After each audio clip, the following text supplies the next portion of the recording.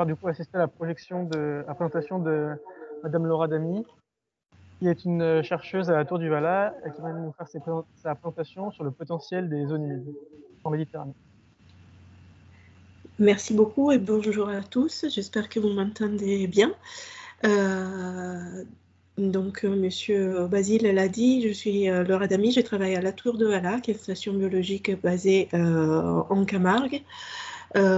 Cette présentation est un résultat d'un travail conjoint entre le réseau Oiseaux d'eau Méditerranée que je pilote, l'Observatoire des zones humides méditerranéennes, qui est un autre projet méditerranéen piloté par la Tour de Valat, l'Office français de la biodiversité.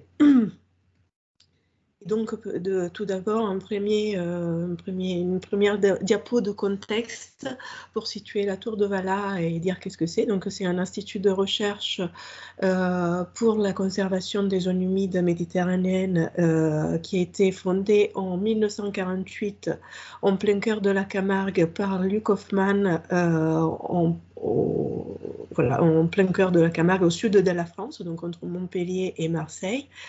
En 1948, donc, elle a été fondée par Luc Hoffmann. Elle est devenue ensuite fondation de recherche vraiment sur les zones humides à partir de 1954. Elle est donc basée sur une réserve naturelle de 1845 hectares et dans une des plus grands spots de la Méditerranée de halte migratoire des oiseaux d'eau. Et aussi de reproduction des oiseaux d'eau, donc vous connaissez peut-être les flamants roses qui sont des symboles de la Camargue. Donc je vois qu'il y a un problème d'affiche. Et donc on va parler de l'importance des zones humides méditerranéennes dans le bassin de la Méditerranée. Pourquoi ils sont importants? Alors, les zones humides, il faut savoir qu'au niveau de la Méditerranée, ils occupent que 2% de la surface terrestre, de cette aire géographique qui est considérée un hotspot de la biodiversité. Et malgré ce petit pourcentage de surface occupée par elle, il y a plus de 35% de vertébrés méditerranéens qui sont dépendants de ce type d'habitat. Et en plus, ils sont très importantes au niveau d'endémisme des espèces. Elles portent plus de 40% d'endémisme d'espèces d'amphibiens, poissons et mollusques, sans compter toutes les autres espèces pas endémiques. Et en plus, on le verra tout à l'heure, c'est un des sites majeurs de halte migratoire pour les oiseaux d'eau, qui donc sont des oiseaux migrateurs. Et il y a la Méditerranée est traversée par trois axes migratoires du nord au sud. Vous les voyez par les flèches, donc 3 grands axes. Et la Méditerranée en plein milieu. Donc les zones humides représentent vraiment un point important pour leur richesse pendant la migration de ces oiseaux. Et malgré cette importance au niveau de la biodiversité, c'est une zone qui est caractérisée par plein de menaces. Au niveau démographique, c'est une des zones géographiques où la hausse d'habitants est remarquable. Donc, il y a plus d'un demi-milliard d'habitants en forte hausse. C'est une zone géographique très touchée par l'agro-industrie et par le tourisme mondial, donc pour des activités économiques qui pèsent lourdement sur les zones humides, notamment proches de la côte. Il y a un déficit hydrique très important, avec 43% de la population qui est en manque d'eau. C'est un site qui est très touché par le réchauffement climatique et la hausse de la température est de 20% plus remarquable en zone méditerranéenne qu'ailleurs dans le monde. Et en plus, c'est un site, comme vous le savez, qui est très touché par des menaces de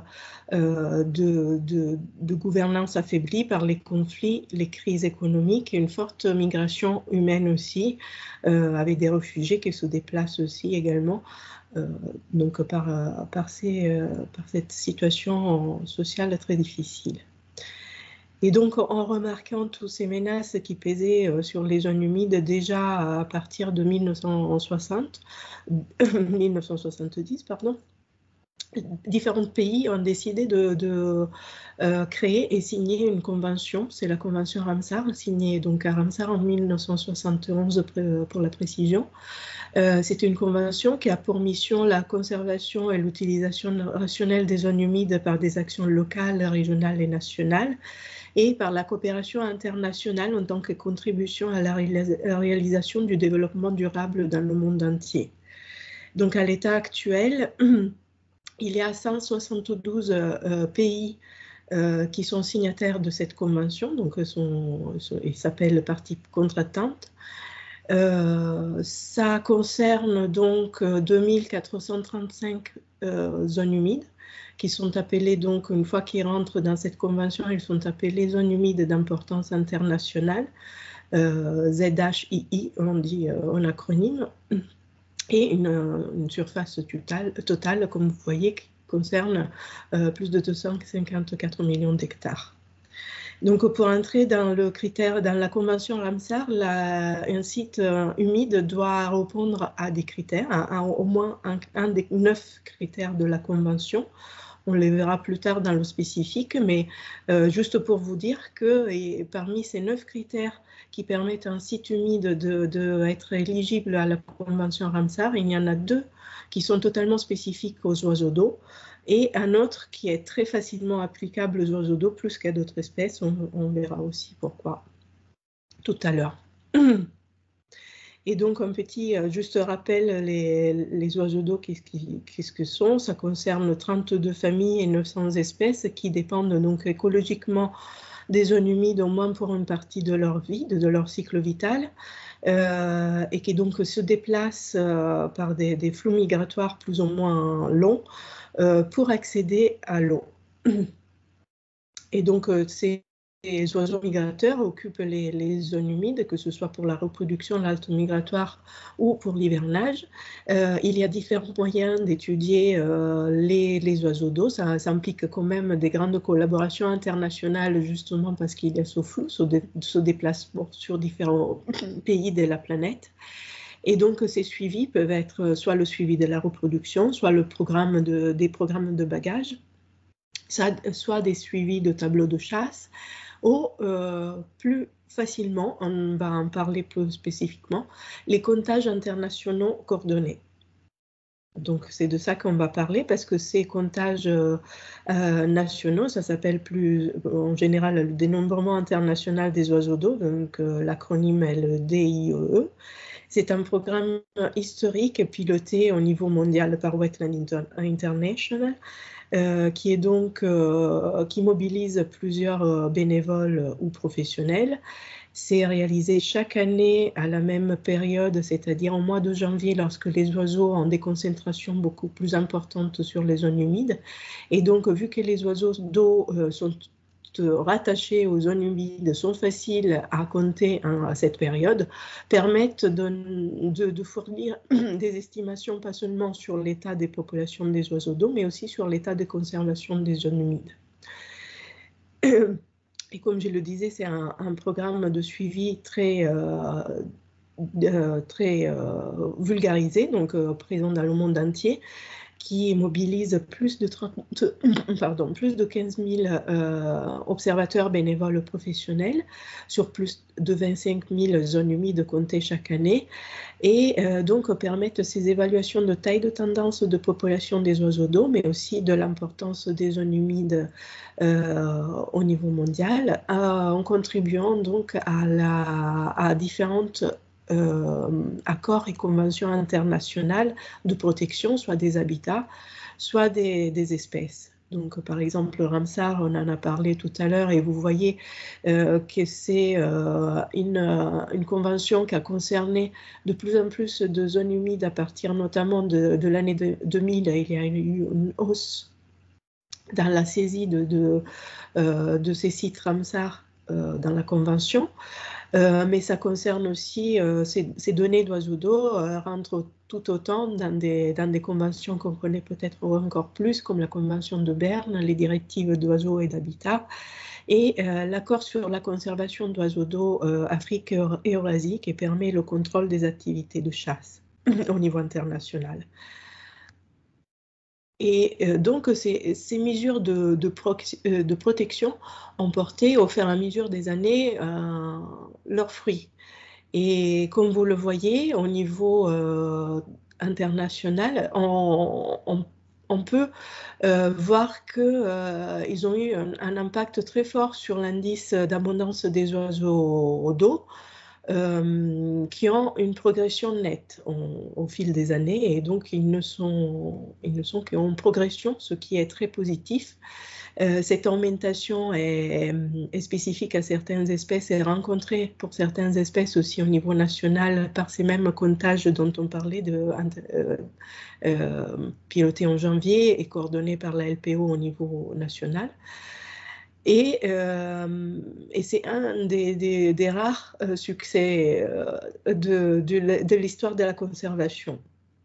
Par contre, c'est un succès qui a ses limites parce qu'il y a des différences régionales très importantes dans l'application des lois de protection. Donc, par exemple, on voit bien que la chasse illégale est très présente en certains pays, comme en Italie, en Égypte, au Liban, très très fortement, ou aussi par le réchauffement climatique et qui est lié à la conservation d'habitats naturels, impacte beaucoup plus les zones sud de la Méditerranée et est de la Méditerranée, sud-est de la Méditerranée.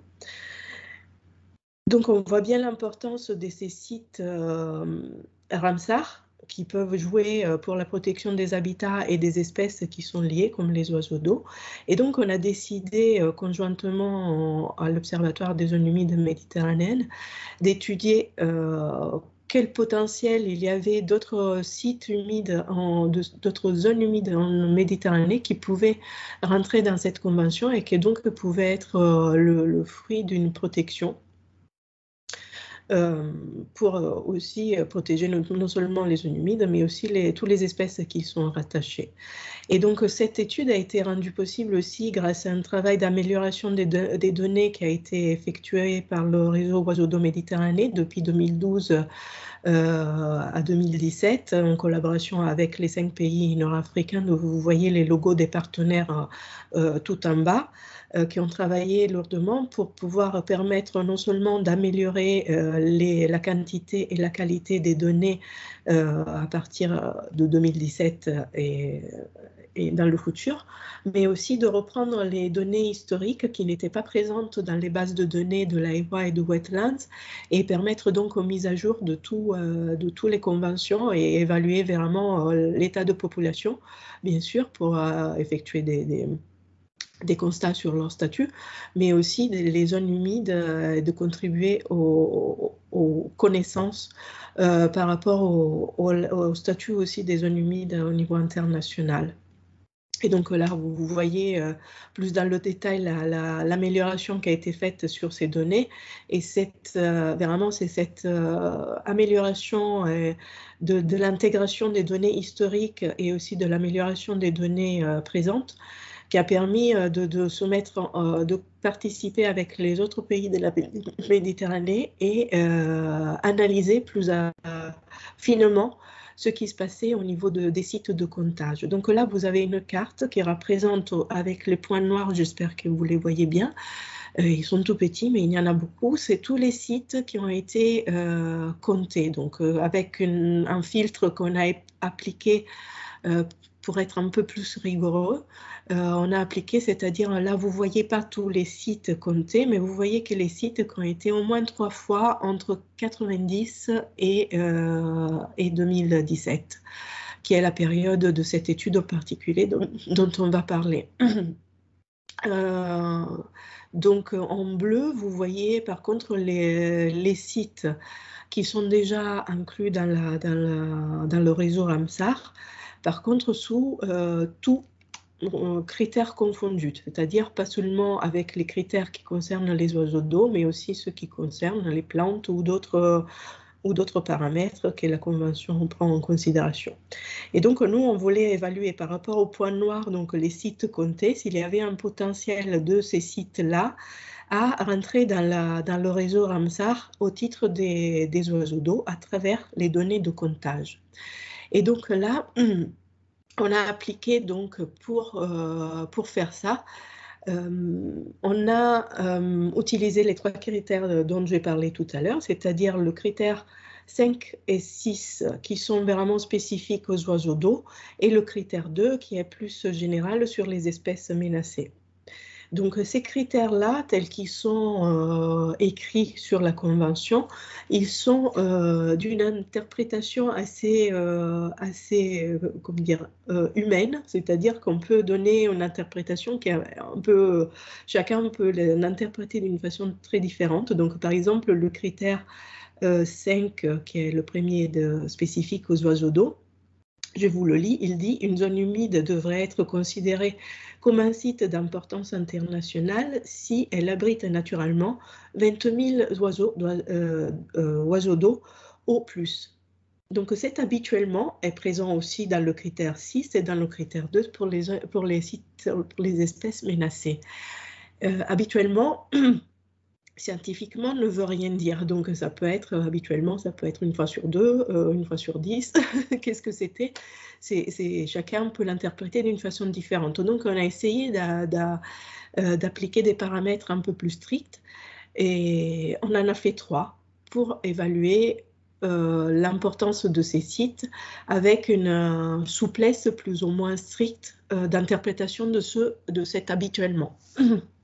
Et donc, dans la première colonne que vous voyez, provisoirement important, c'est l'interprétation un peu plus souple de cet habituellement. Donc, par exemple, pour le critère 2, on a au moins une espèce menacée d'oiseaux d'eau sur 3-4 ans de suivi. Pour le critère 5, ça revient à au moins 20 000 oiseaux d'eau en 3-4 ans de suivi. Pour le critère 6, au moins 1% des individus d'une population d'une espèce ou d'une sous-espèce d'oiseaux d'eau en 3-4 ans de suivi. Donc ça, c'est l'interprétation la plus souple qu'on pouvait, nous, accepter comme scientifiquement acceptable.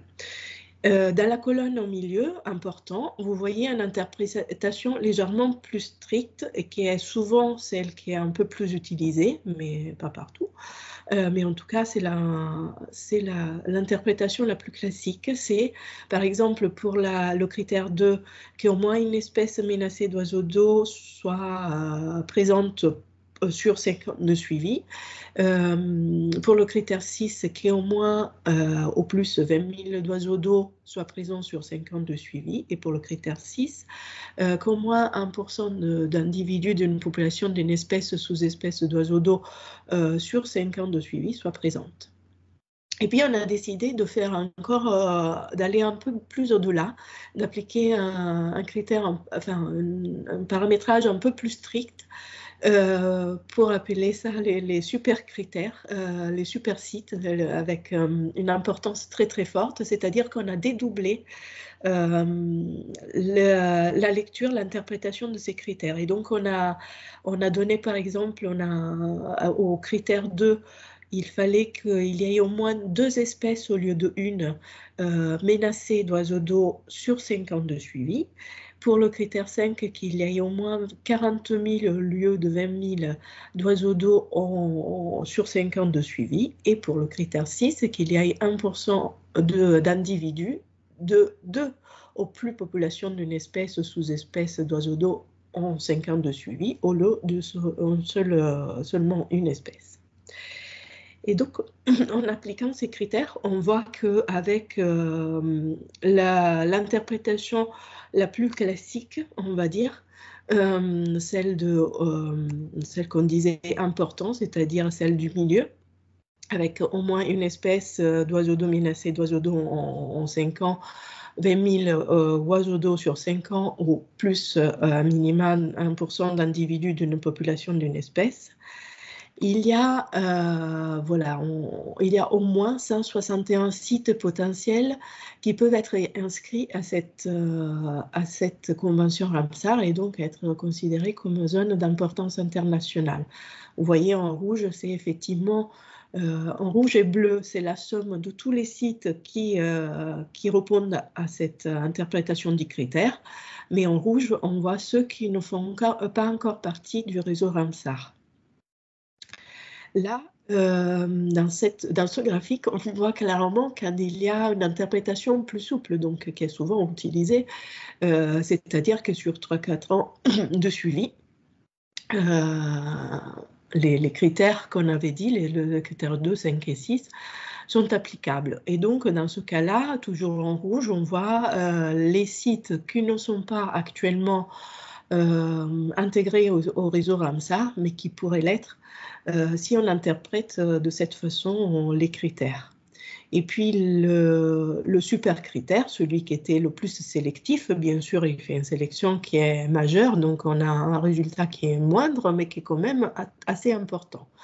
Parce qu'on a 32 sites qui pourraient intégrer la convention Ramsar si on appliquait sur super critères de sélection des sites. Et cela, si on utilise seulement les critères d'oiseaux d'eau, qui ne sont pas la totalité des critères. Donc, rien qu'en appliquant ces critères, on voit qu'on a un potentiel de sites des zones humides qui pourraient rentrer dans le réseau Ramsar. Donc, on l'a vu, à minima 32 pour un critère très sélectif, 161 pour une interprétation plus ou moins classique des critères, et voire même plus de 1200 si on prend une interprétation un peu plus souple, mais tout à fait convenable et jugeable du point de vue scientifique et acceptable par la Convention. Et donc voilà, ça donne un gros potentiel de sites de zones humides en Méditerranée qui pourraient encore être inclus dans cette convention. Et même si la nomination au réseau Ramsar n'est pas le seul moyen de protection des zones humides ni des espèces, est prouvé scientifiquement que son application est vraiment un réel bénéfice pour les espèces et les habitats, notamment dans une région méditerranéenne, comme on a vu, très concernée par différentes menaces. Donc voilà, je voudrais vous remercier de l'attention et conclure en disant que cette étude est rendue possible grâce à l'investissement énorme de plein de bénévoles ou de spécialistes sur le terrain pour participer au comptage des oiseaux d'eau au mois de janvier. Grâce à l'implication de tous les coordinateurs nationaux qui ont aidé la relecture de l'interprétation des résultats de cette étude, grâce à la collaboration donc, des deux réseaux ROEM et de l'Observatoire des zones humides méditerranéennes, mais aussi, surtout, au travail de Nadège Popov qui a piloté cette étude.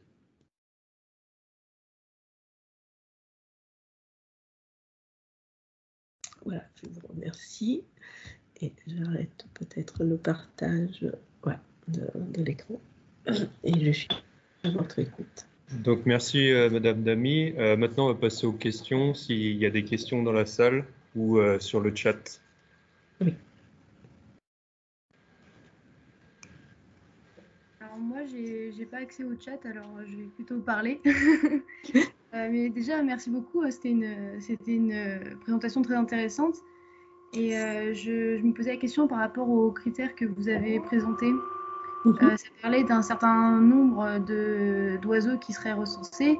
J'imagine que vous privilégiez les zones humides qui sont d'une grande surface, ou pas? Dans les comptages, lors des comptages, vous voulez dire? Oui.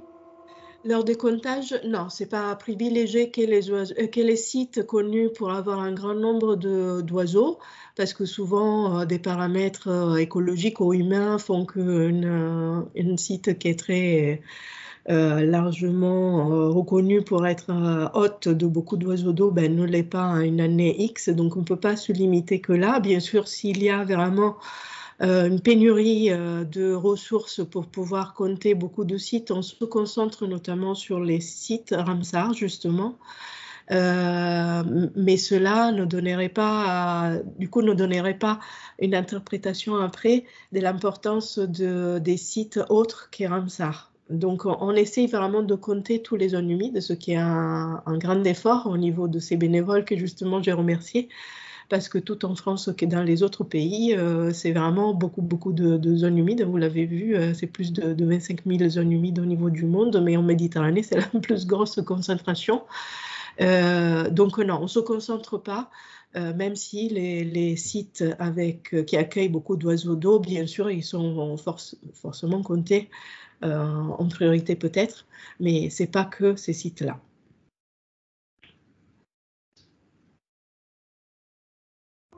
D'accord, merci. Merci à vous. Bah, du coup, il n'y a pas de questions. Donc, merci beaucoup pour votre présentation. Et donc, après, on va passer à la présentation de Karim, qui, lui, va nous présenter la gestion qui a été faite, qui est faite en Nouvelle-Calédonie des zones humides. Donc, ça va se passer juste après.